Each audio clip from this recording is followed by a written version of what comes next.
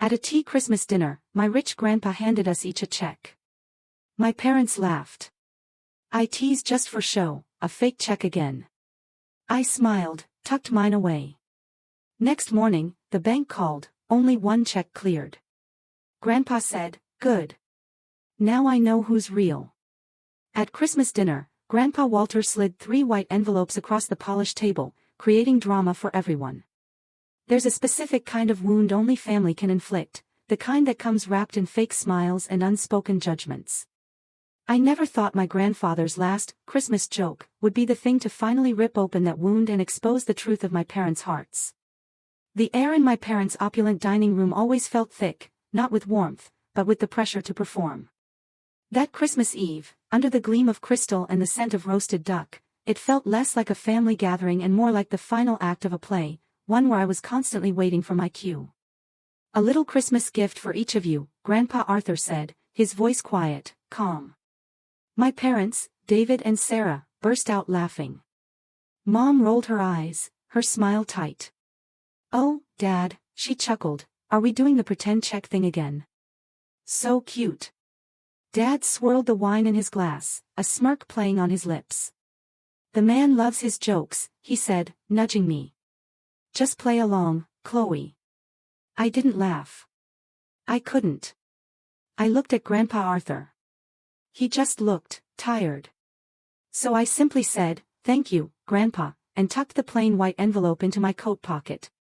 My parents went right back to talking about their new car. They genuinely thought it was another one of his harmless jokes.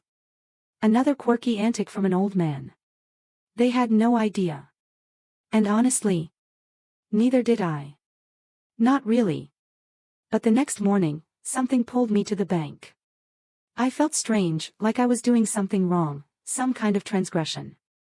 I handed the check to the teller. She was quiet for a long time, her eyes scanning the paper. Then she looked up, her face professional and clear. "Your deposit cleared, Ms. Hayes." And just like that, with those 4 words, it wasn't a joke anymore. My name is Chloe Hayes. I'm 30 years old. And to truly understand what happened with that check, you have to understand my family, my parents, David and Sarah Hayes. You have to understand the house I grew up in. My parents cared about one thing above all else, looking perfect. Their entire lives were a meticulously crafted image. We lived in a huge, beautiful house in a neighborhood where every lawn was perfect, every car new. My mother, Sarah, picked our house because of its grand, winding staircase. "It's impressive," she'd say, "good for first impressions." The inside was just as impressive, and just as cold. We had a living room no one was allowed to live in. White carpet, white sofas, covered in rough, expensive fabric. "Isn't it elegant, Chloe?" she'd ask. I'd just nod. I remember one time, when I was 8, I spilled a tiny drop of water on that white sofa. The way my mother screamed, you would have thought I'd set the house on fire. She scrubbed for an hour, her face tight and angry. "This is why we can't have nice things," she whispered, but she was looking straight at me. After that, I never went in that room alone again. My childhood was a series of photo shoots. My mother was obsessed. Every Christmas, Easter, vacation, we had to pose. We had to look happy. We had to look perfect. I remember one Christmas photo when I was 12. My mother had bought us all matching, itchy red sweaters. I was frowning. "Chloe, smile," my dad, David, snapped. He was by the fireplace, one hand in his pocket, practicing his own relaxed smile. "It's itchy," I mumbled. "Stop it," my mother hissed, her voice low and sharp. She grabbed my shoulders and turned me toward the camera. "Your father and I work hard to give you this life. The least you can do is look grateful for one picture. Now, smile."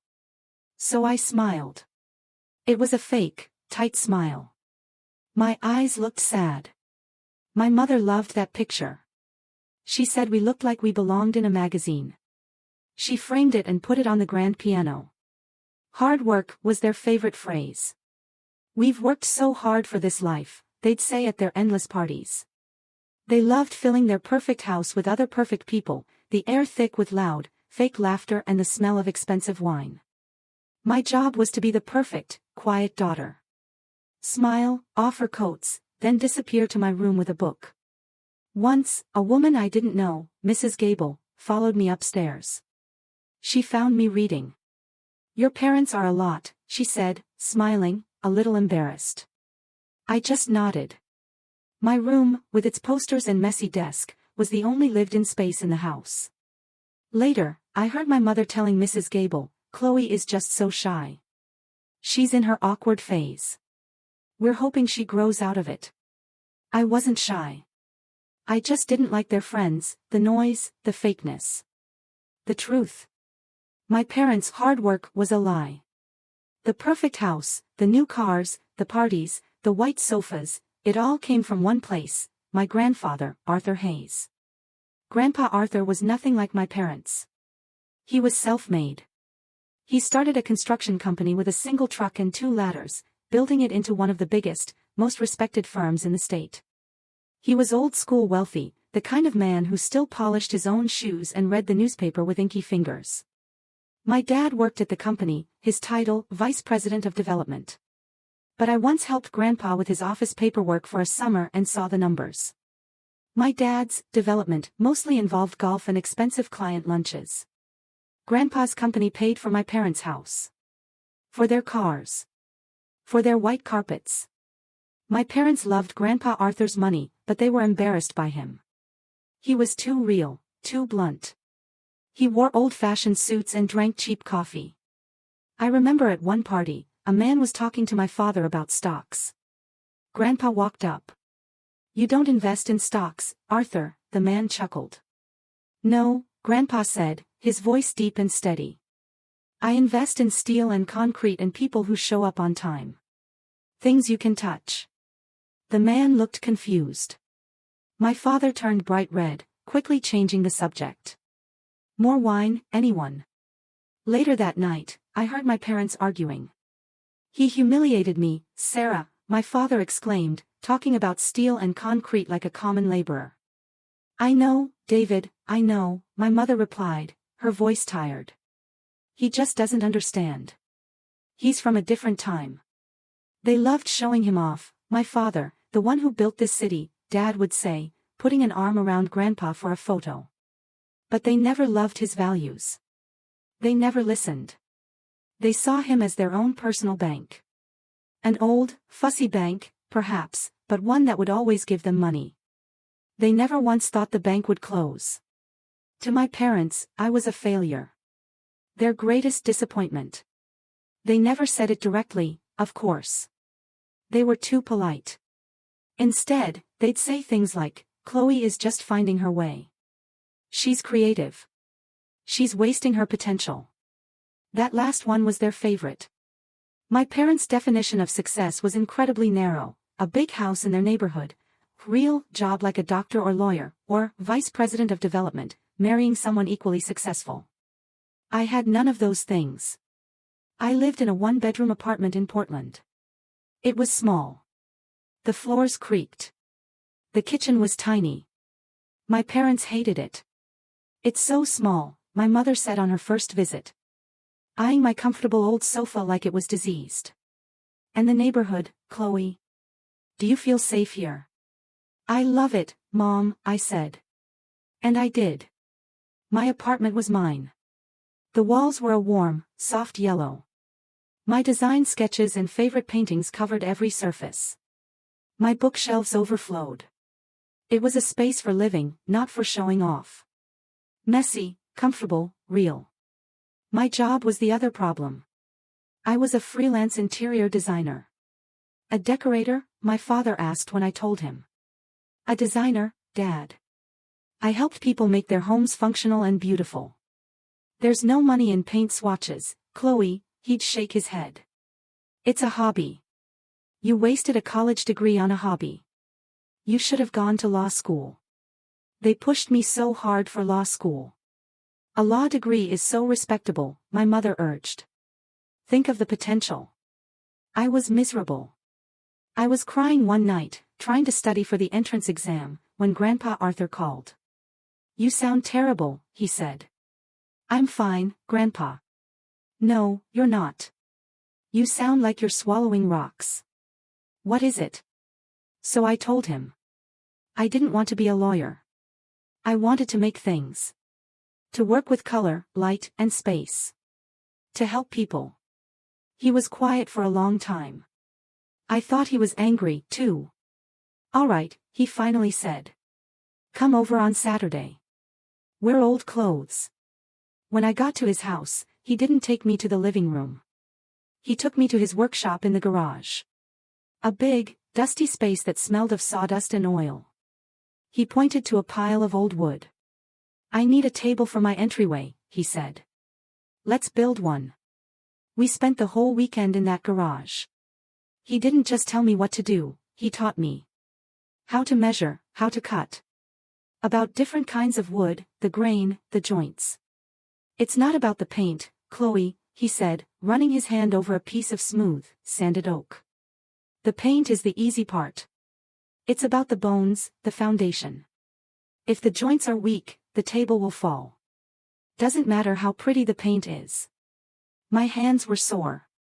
I had blisters. Sawdust in my hair. I had never been happier. When we finished, we had a small, simple, beautiful table. It was strong. That's real work, Chloe, he said, putting a heavy hand on my shoulder. Honest work. Don't you ever let anyone tell you different. I still have that table. It's in my tiny apartment. I put my keys on it every day. It's the most valuable thing I own.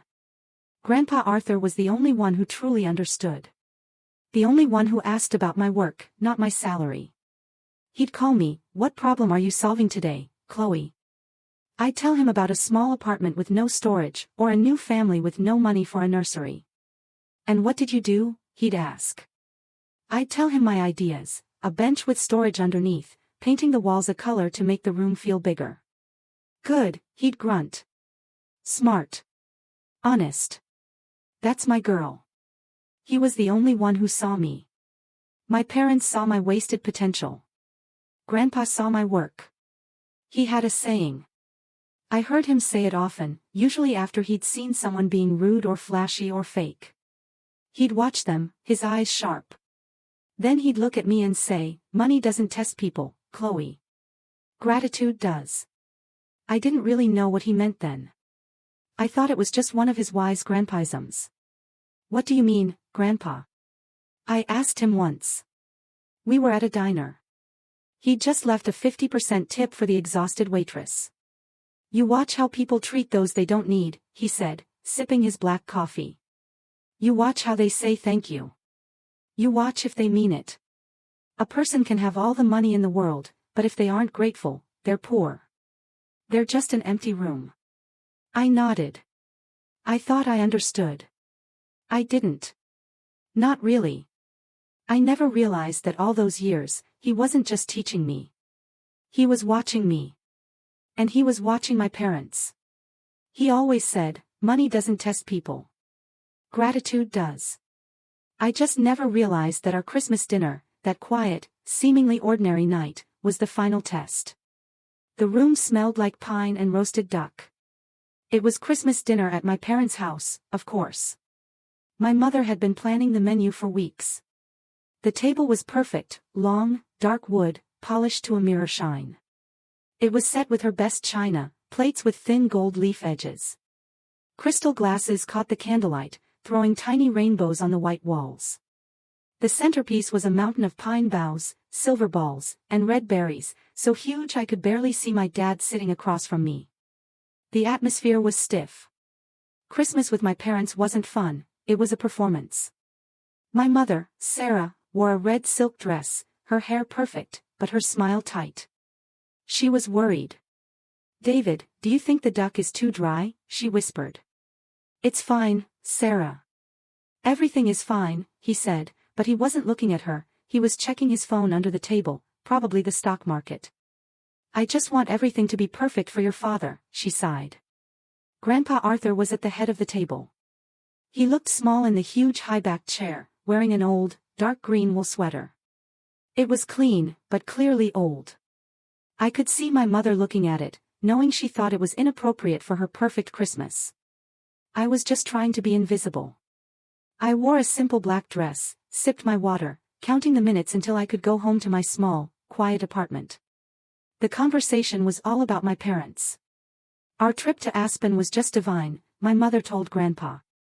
We're thinking of buying a small place there. Oh, Grandpa said, not touching his duck. You have a place here. Oh, Dad, Mom laughed, that high, fake party laugh. It's an investment.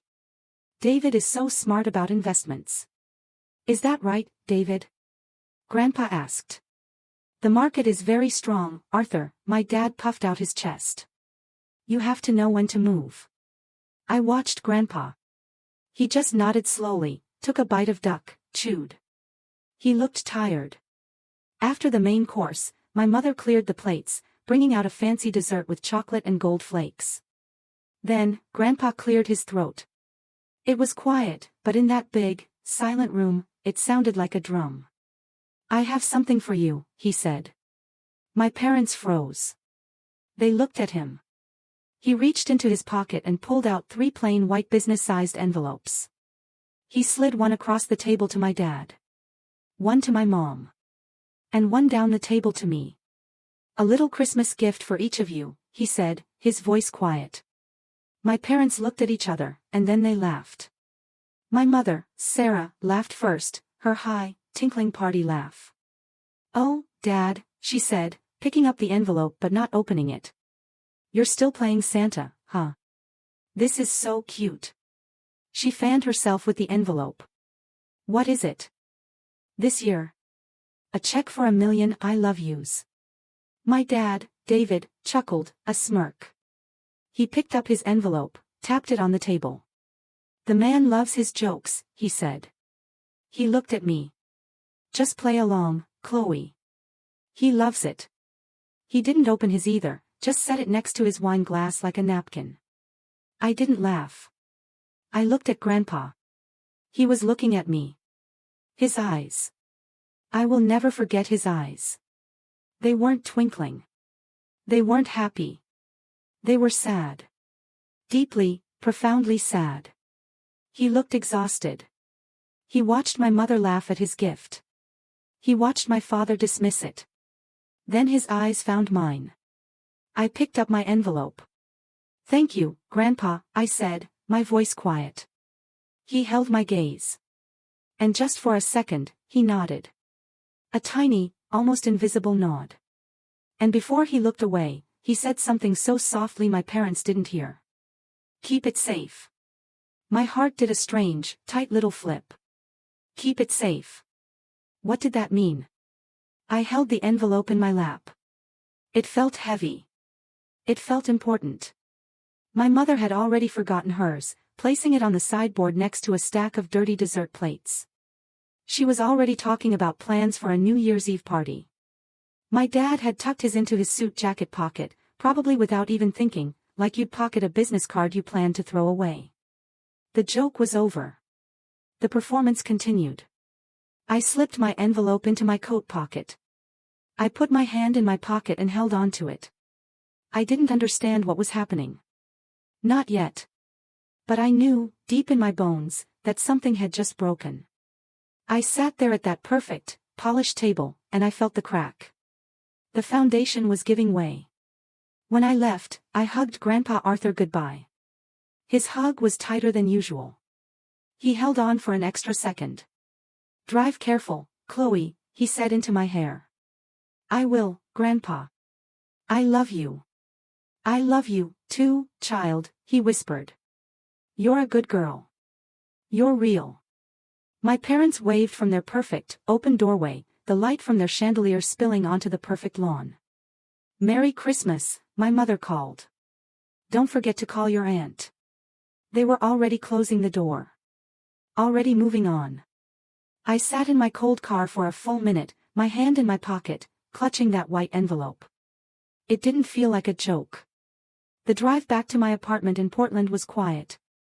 The streets were mostly empty, Christmas lights blurring past my windows, red, green, and blue.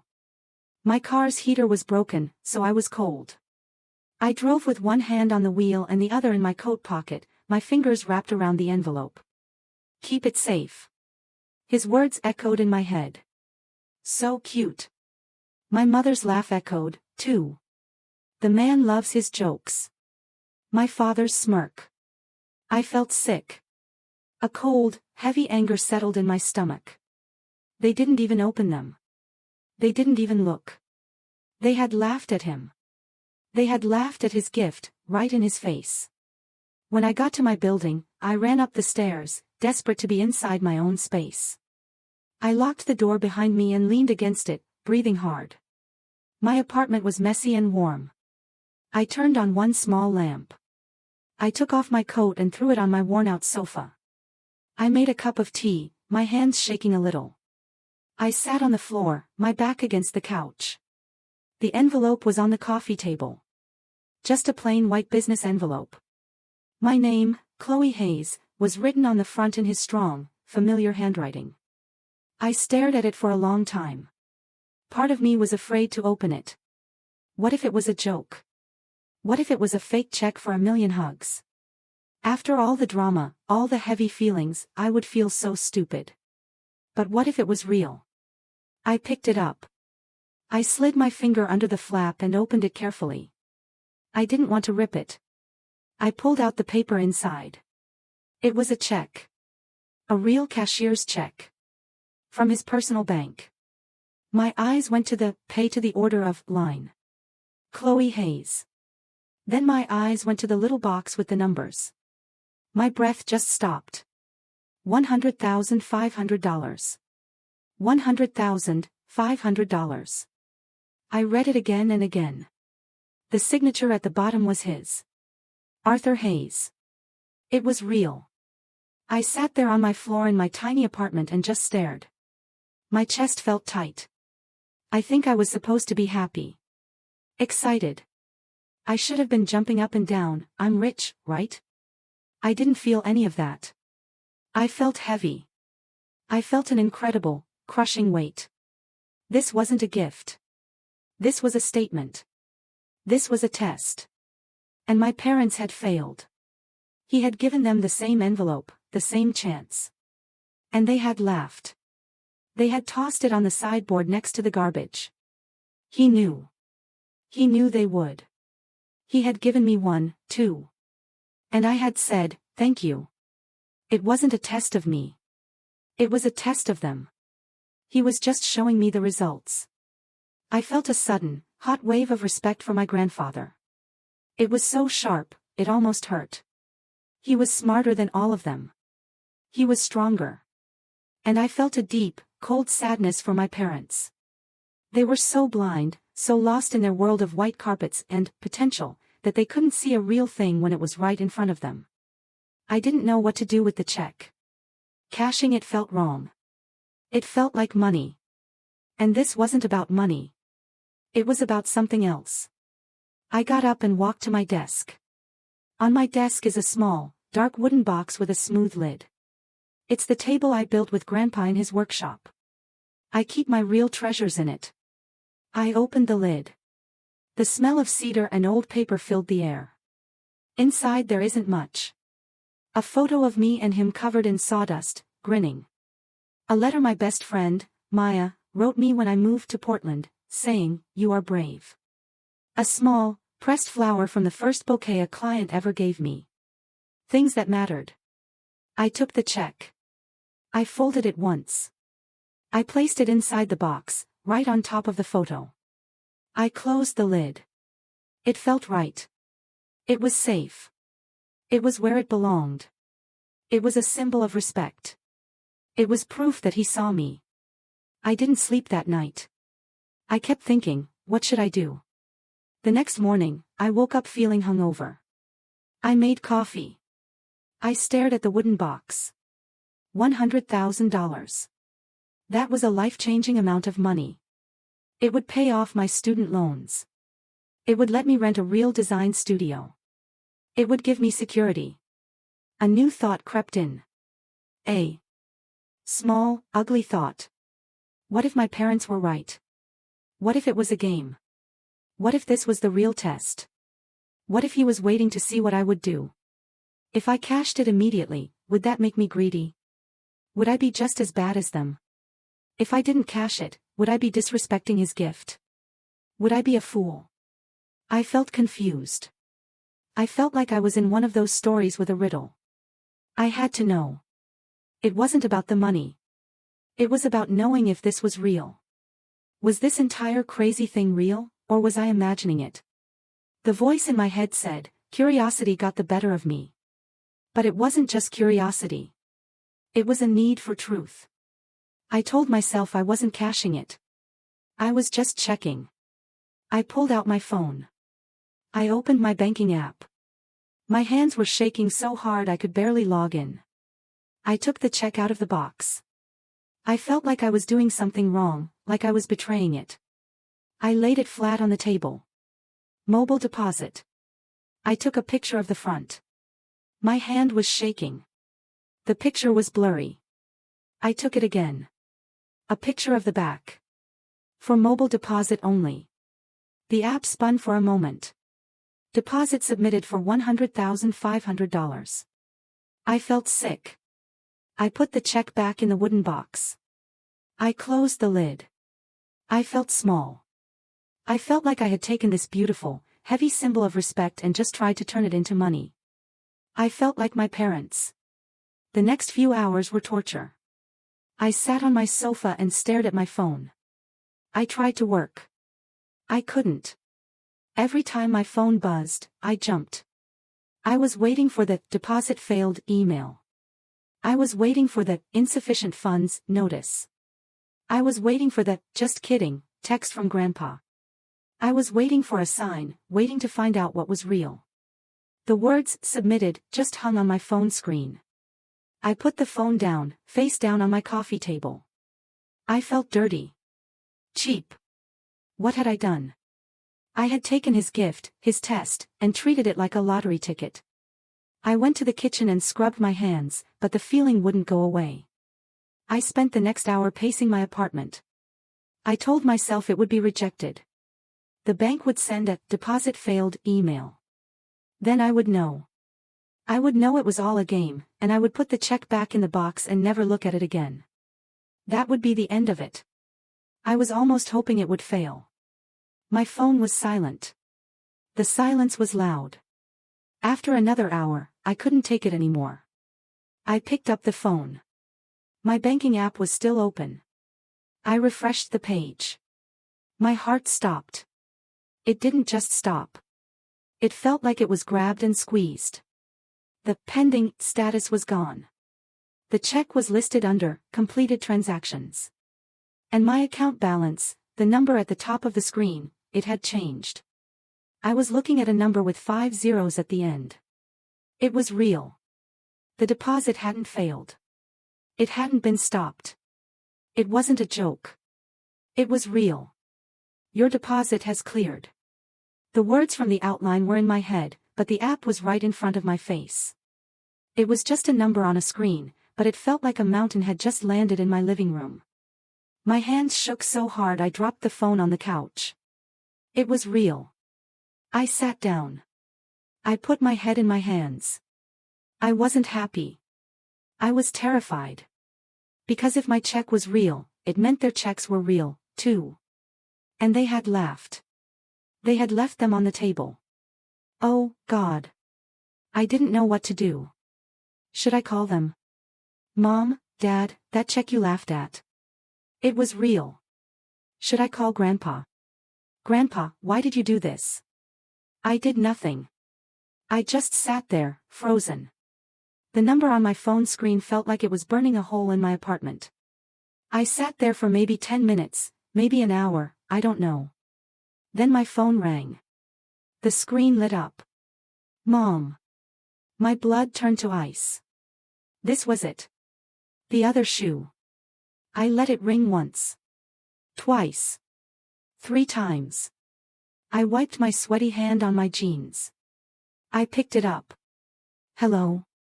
My voice was a tiny whisper. Chloe, why didn't you pick up? Her voice was high and tight. She didn't sound like my mom. She sounded sharp. I was in the bathroom, Mom. Bathroom? I'll tell you what's up. I just had the most mortifying experience of my life. I stayed quiet. Your father and I were just, cleaning up from Christmas. And I found that envelope your grandfather gave me. The one he gave your father, too. We were laughing about it. Her voice was trembling. She was trying to sound casual, but she was failing. We thought, oh, what the heck. Let's see what the joke is. So, I called the bank, just to ask. And the manager said, the checks were stopped. He said your grandfather had put a stop payment on them yesterday morning. She was talking so fast she was running out of breath. He humiliated me, Chloe. He let us. How could he?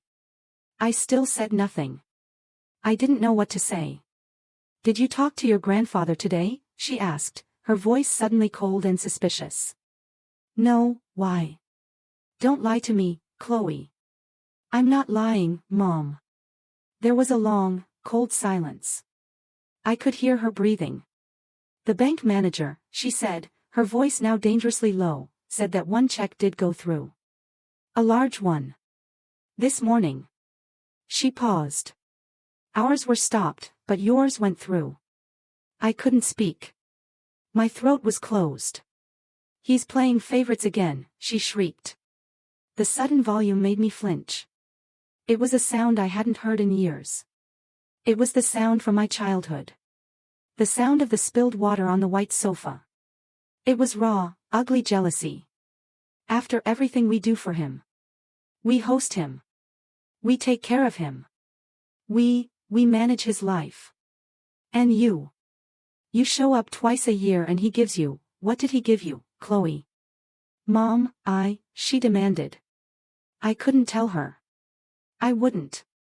This is ridiculous, she snapped. I'm putting your father on. I heard fumbling. I heard my dad's angry, muffled voice. Just give me the phone, Sarah. Chloe, he barked. Hi, Dad. Don't hi, Dad, me. Your mother is hysterical. You should have told us. Told you what? I whispered. That you knew. That you knew the check was real. You went behind our backs. You cashed it, didn't you? You scurried off to the bank first thing in the morning like a little thief. I didn't, he's old, Chloe. My father's voice changed. He was trying to sound reasonable now. Paternal. The voice he used when he was trying to handle a problem. He's old and he's not thinking clearly. He doesn't know what he's doing. I thought of Grandpa. Arthur's eyes, clear, sad, steady. He's playing games and you fell for it. And you've created a huge problem for this family. I didn't create anything, I said. My voice was suddenly clear and cold. Listen to me, Chloe. That money is not yours. It's family money. Your grandfather is confused. You need to come here and we are going to sort this out. We will put the money into a joint account. We will manage it for you. It's the only fair thing to do. You don't understand finances. You just waste it on your hobby. It's not a hobby, I said. This is not up for debate, he shouted. You have put this family in a terrible position. You should have told us. You laughed at it, I said, the words finally coming out. You didn't even open it. You called it a joke. There was a long, terrible silence. I had said the truth. The one thing they couldn't argue with. My father's voice, when it came back, was flat and cold. Colder than I had ever heard it. He's an old, senile man, Chloe. And you are a very, very foolish girl. He hung up. I sat there. The phone still pressed to my ear. The dial tone buzzed. He's old. He doesn't know what he's doing. I looked at the number in my bank account. I looked at the wooden box on my desk, the one I had built with him. Money doesn't test people. Gratitude does. My parents were wrong. I knew with a sudden, terrible clarity that my grandfather knew exactly what he was doing. The next 2 days were the longest of my life. I was a ghost in my own apartment. I didn't answer my phone. I didn't check my email. My parents called again and again and again. Their names would flash on the screen, Mom or Dad, and I would just watch, my stomach twisting until it went to voicemail. They left messages. My mother's were first, tearful and pleading. Chloe, darling, please call me. We're just worried about you. Your father was upset. He didn't mean it. We just want to talk. This is all a misunderstanding. My fathers were different. They were short and angry. Chloe, stop this childish behavior. Call me now. Then the text started. We know you're there. This is irresponsible. You are tearing this family apart. Me.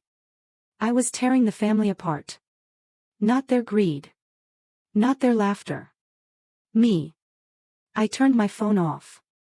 The silence was better, but it was also worse. The $100,500 sat in my checking account.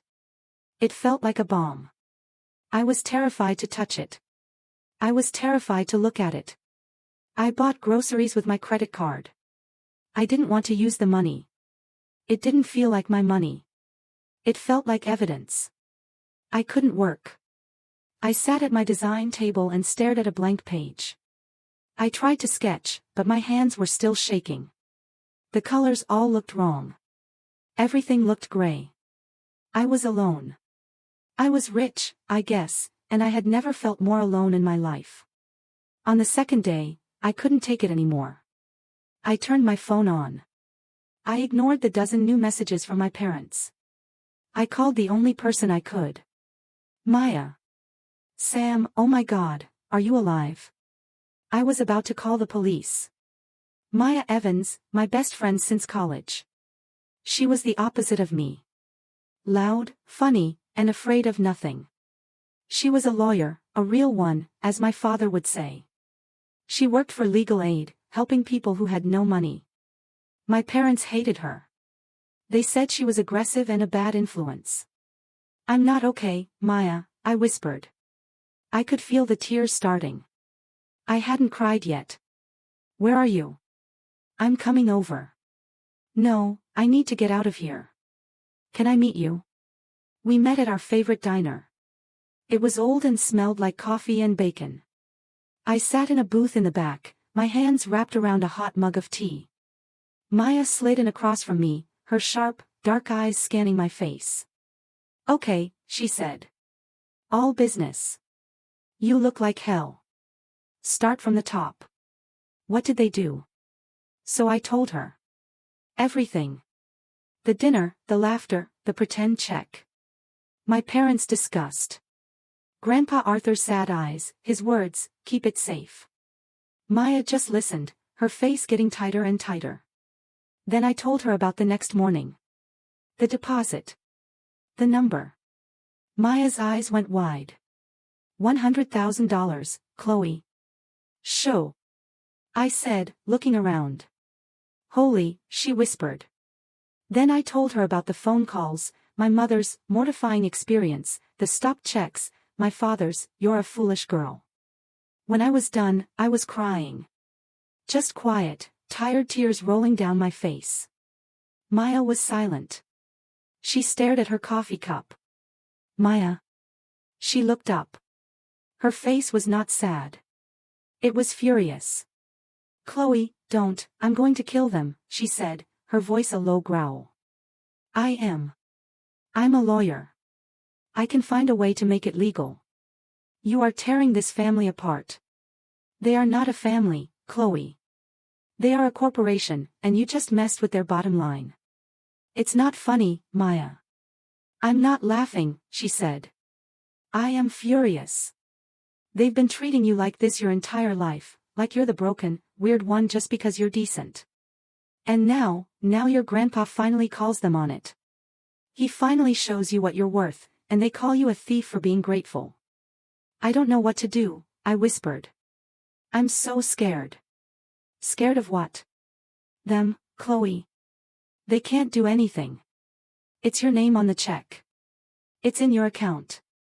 It's your money. Game over. It's not about the money, I said, a little too loud. It's him. It's Grandpa. What did I just do? Did I just get him in trouble? Is he okay? What if my dad is right? What if he's not? Maya's face softened. She reached across the table and grabbed my hand. Her hand was warm and strong. Chloe, look at me. Your grandfather is a genius. He is the smartest one in this whole mess. He's not old and confused. He's strategic. He knew exactly what they would do. He's been watching them. He's been watching you. This wasn't a gift of money, Chloe. It was a gift of truth. I took a shaky breath. So, what do I do now? Nothing, she said.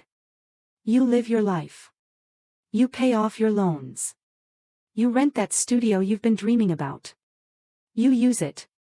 That's the best thank you you can give him. And you block your parents' numbers. I can't do that.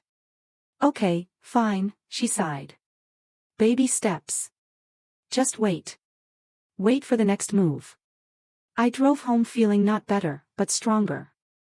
Maya had put some steel in my spine. He's a genius. It was a gift of truth. I got to my apartment. I checked my mailbox and there it was. It wasn't a business envelope. It was thick, heavy, cream-colored cardstock. My name, Chloe, was written on the front in my grandfather's handwriting. That strong, clear, old-fashioned script. My heart was back in my throat. This was it. I went upstairs, my keys shaking in my hand. I sat on my sofa. I opened it. There was no letter, no explanation. Just a single card, as thick as the envelope. It was printed, not handwritten. Dinner, Saturday, 7 p.m. Underneath was the address of his house. Not my parents' house.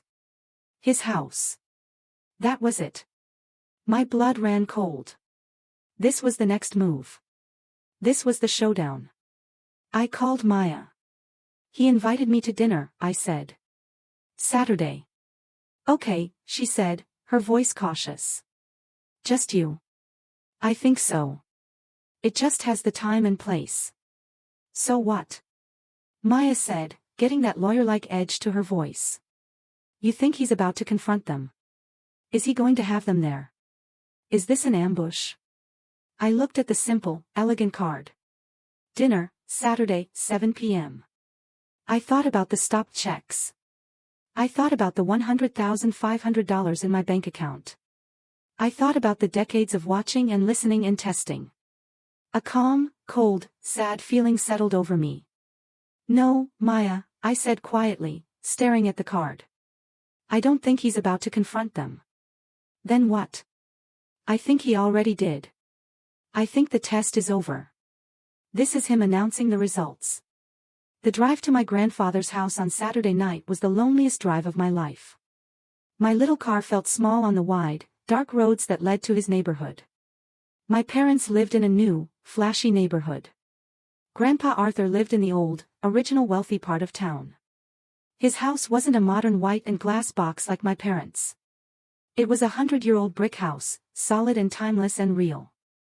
It was set back from the road, hidden by old, huge oak trees. I parked my car behind a row of other, much more expensive vehicles. I recognized my parents' silver Mercedes. My stomach dropped. They were here. This wasn't just announcing the results. This was an execution. And I didn't know if I was the guest of honor or the main course. I walked to the front door. I could hear my heart beating in my ears. I thought about turning around. Thought about getting in my car, driving back to Portland, and never speaking to any of them again. But I thought of Grandpa Arthur, his sad eyes. Keep it safe. I had to see this through. I rang the doorbell. The door opened almost immediately. It wasn't Grandpa. It was his housekeeper, Elena. She had worked for him for as long as I could remember. She smiled at me, a warm, genuine smile. Chloe, he is waiting for you in the study. Are my parents here? I whispered. Elena's smile faded. They are in the dining room, she said, and her tone told me everything. She led me down the hall. My parents' house was all white walls and bright, harsh lights. Grandpa's house was warm. The walls were lined with books. The floors were dark wood, covered in old, beautiful rugs. It smelled like old books and wood polish and the faint, sweet smell of his pipe tobacco. It smelled like home. She opened the doors to the study. Grandpa Arthur was sitting behind his huge, dark desk. He wasn't working. He was just sitting there, his hands folded, waiting for me. "Hello, Chloe," he said. His voice was calm. "Grandpa," I said. I wanted to run to him. To cry. To ask him a million questions. I just stood there. "You look nervous," he said. "I am." "Don't be," he said. "You've done nothing wrong. Sit down." I sat in the big leather chair across from his desk. He looked at me, his eyes clear and sharp. "You got my invitation?" I nodded. "They're here, aren't they?" "Yes," he said. "They are. Now, before we go in there, I want you to know something. What happens in that room tonight has nothing to do with you. It is not your fault. It is not your problem. This is between me and them. It has been for 30 years. Your only job tonight is to be quiet and to be real. Can you do that? Be real. Just be yourself, Chloe. That's all you've ever been. It's all I've ever asked." He stood up. He was an old man, but he stood up straight. He looked powerful. He was wearing a dark suit, not his usual old sweater. "Let's go to dinner," he said. He put his hand on my back, and we walked out of the study. We walked down the hall to the dining room. I felt like I was walking into a bad dream. My parents were standing by the fireplace. They were not talking. My mother, Sarah, was wearing a black dress that was too expensive. Her smile was stiff. It was stretched so tight I thought her face would crack. Her eyes were red. My father, David, was standing with his hands in his pockets, staring into the unlit fireplace. His face was tight with anger. It was a dark, blotchy red. They both turned when we walked in. My mother's eyes flew to me. Her smile wobbled. "Chloe, you came." She looked at Grandpa. "Dad, this is a surprise." "Is it?" Grandpa said, his voice calm. He walked to the head of the table. "Please, sit." My parents sat on one side. I sat on the other, alone. Grandpa Arthur stayed standing at the head of the table. He wasn't carrying a platter of food. He was carrying a thin folder, a legal folder made of beige cardstock. He set it on the table in front of him. The sound was soft, but it echoed in the silence. "You'll each find your name on these papers," he said. He didn't look at the folder. He looked at my parents. My mother's voice cracked. She burst into tears. They weren't sad tears. They were angry, frustrated tears. "You humiliated us, Dad," she cried, her voice rising. "You stopped our checks. You made us look like fools after all we've done for you." "What have you done for me, Sarah?" Grandpa asked. His voice was still quiet, still calm. It cut through her sobs like a knife. She stopped. We. "I did stop the checks," Grandpa said, nodding calmly. "I did." He looked at my mother. He looked at my father. "For 30 years, I have given you everything. A house, cars, a job you don't do. An allowance for a woman your age. I have given, and you have taken. And you have not once, said thank you and meant it." "That's not true," my father said, finding his voice. "At Christmas," Grandpa continued, as if my father hadn't spoken, "I gave you a final gift. A simple test. I gave you the same thing I gave Chloe." My parents both looked at me. My mother's look was pure poison. "I gave you a check. A real one. A gift. And you laughed. You laughed at me. You threw it on the sideboard with the garbage. You rolled your eyes, Sarah. You smirked, David. You called me a joke. His voice was so calm. That's what made it so terrifying. He wasn't yelling. He was just stating facts. You laughed at a gift, so you laughed at me. It was a test, my father shouted, slamming his fist on the table. The crystal glasses rattled. A sick, twisted old man's game. Life is a test, David, Grandpa said. You failed. And her? My father yelled, pointing at me. The vein in his forehead was purple. You rewarded her for what?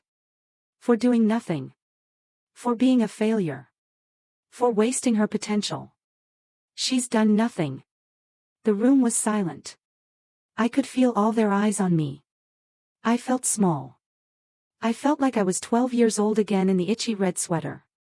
I looked at my grandfather. He was still looking at my dad. She did everything, Grandpa said, his voice so quiet, so full of power, I almost cried. She did everything. He repeated. She listened. When I spoke, she listened. When I taught her, she learned. She works. She builds. She respects herself. She said thank you for a gift she didn't even know was real. He turned his clear, steady eyes on me. She didn't laugh. The silence that followed. It was sacred. That's the only word for it. It was the sound of a 30-year-long life finally dying. It was the sound of truth filling a room. My father's face was white. My mother was completely, utterly silent. Her mouth open. They had nothing left to say. He had taken all their words away. My grandfather, Arthur Hayes, did not move. He stood at the head of his table, a king in his own home. My father's fist was still on the table. My mother's face was pale and blotchy. Grandpa picked up the thin beige folder. He opened it. He slid it across the polished wood table. It stopped right in front of me. This is yours, Chloe, he said. I looked down. My hands were in my lap. I was afraid to touch it. My father leaned forward, squinting. What is that? What is this? More games.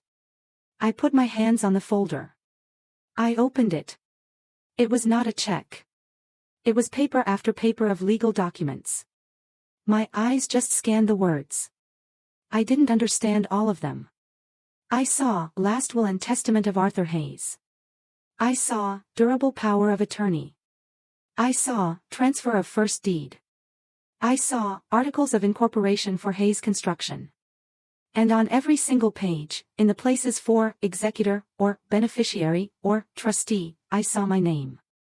Chloe Hayes. My breath left my body. This wasn't the $100,500. This was everything. This was the company, the house, the trusts. What is that? My mother whispered. She was pale. She looked sick. What is that, Chloe? She asked again, her voice rising. I couldn't speak. I just looked at my grandfather. It's my estate, Sarah, Grandpa said calmly. It's my legacy. You can't do that. My mother stammered. You can't. David is your son. He's the vice president. It's his. David has a title, Grandpa said. He does not have the job. He has never done the job. He has a salary which I have paid. You can't do this. My father roared. He stood up, his chair scraping violently on the wood floor. I'm your son. She's a child. She doesn't know anything. She knows how to work, Grandpa said. She knows how to listen. She knows how to build. This is illegal. My father yelled. You're old. You're senile. She tricked you. She manipulated you. He was looking around the room, desperate, like he was looking for someone to agree with him. You're not well, Dad. You're sick. You need help. We're going to get you help. My mother caught on. Yes, Dad. You're not thinking clearly. This test, it's not normal. We're worried about you.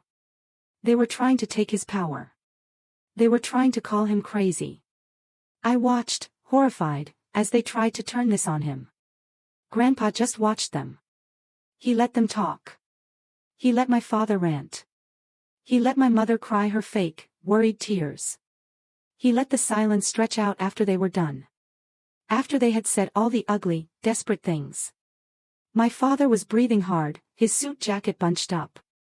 My mother was dabbing her eyes with a napkin, her face a mask of concern.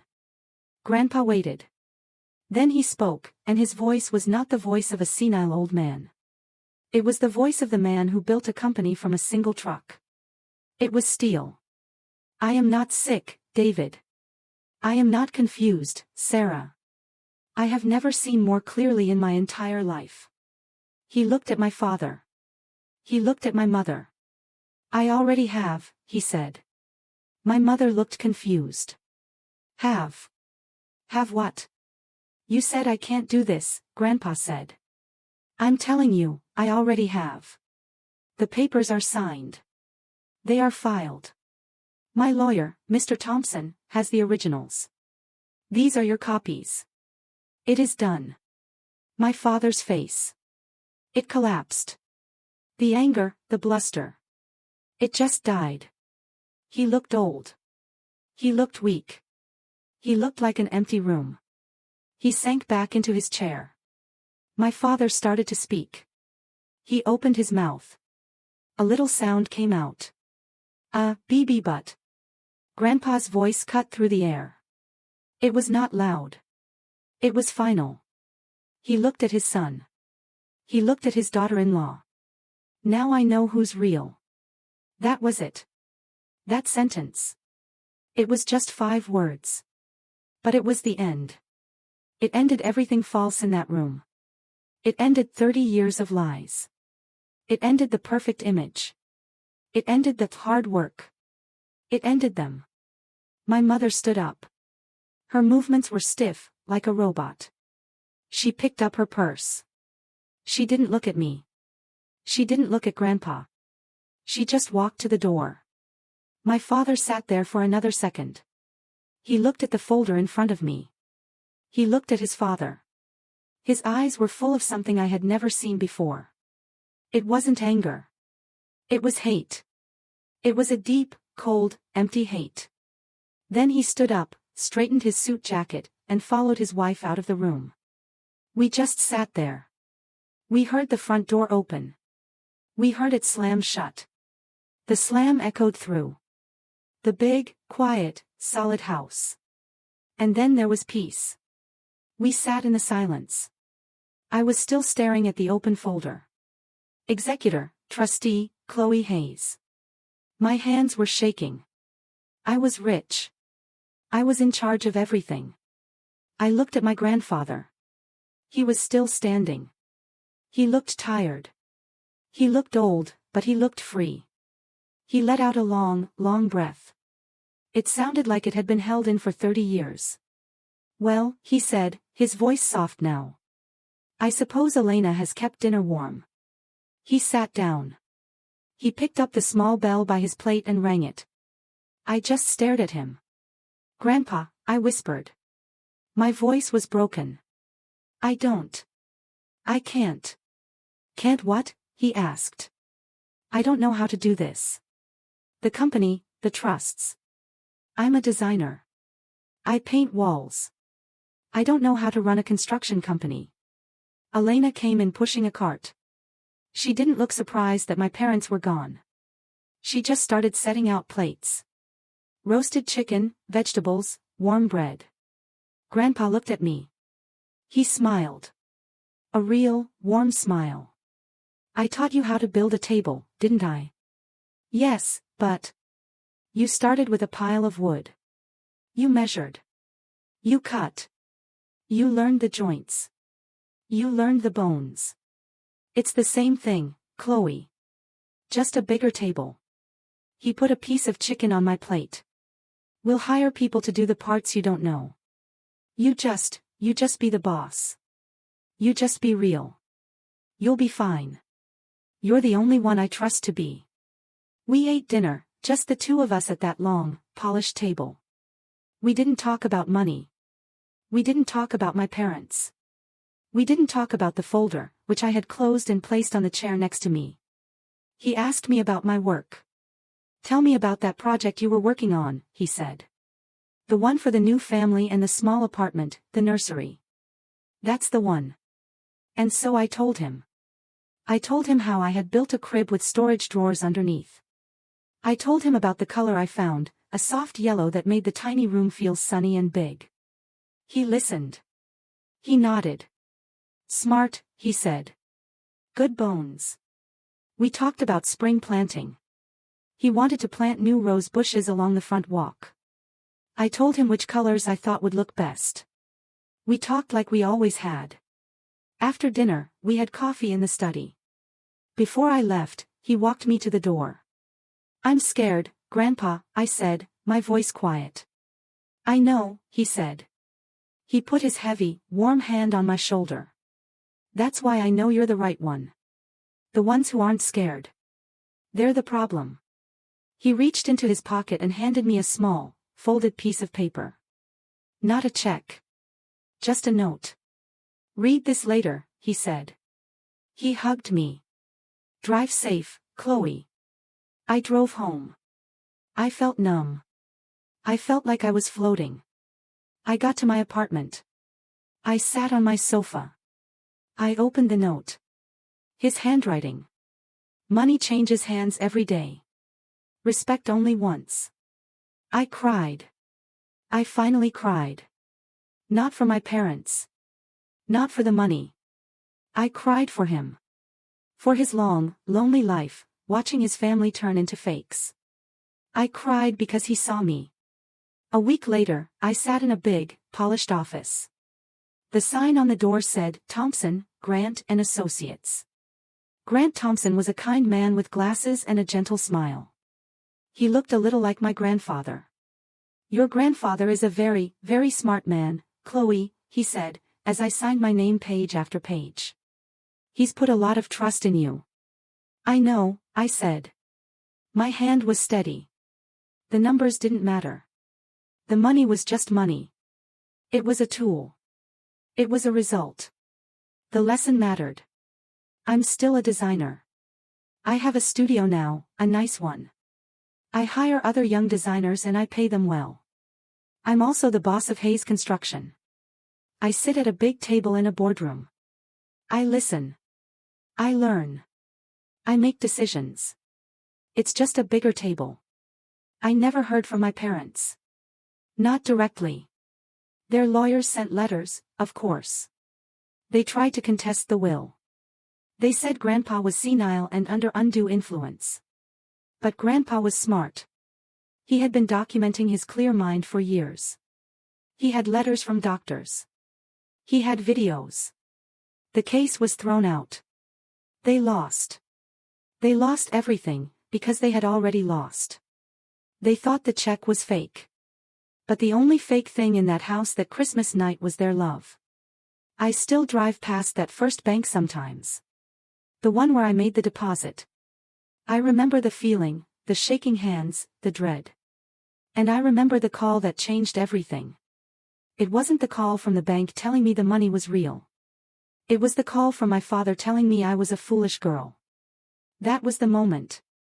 The moment I knew he was wrong. The moment I knew my grandfather was right. The moment I finally understood what I was worth. And that decency, quiet and simple and real, was finally worth more than dollars. Looking back, that quiet Christmas night wasn't just a revelation, it was a revolution. It stripped away years of pretense and showed me the true value of respect, gratitude, and real work. It showed me who was real. Have you ever had a moment like that, where a single event ripped open your eyes to the true nature of the people around you? What did you do next? I'm genuinely curious to hear your stories in the comments below.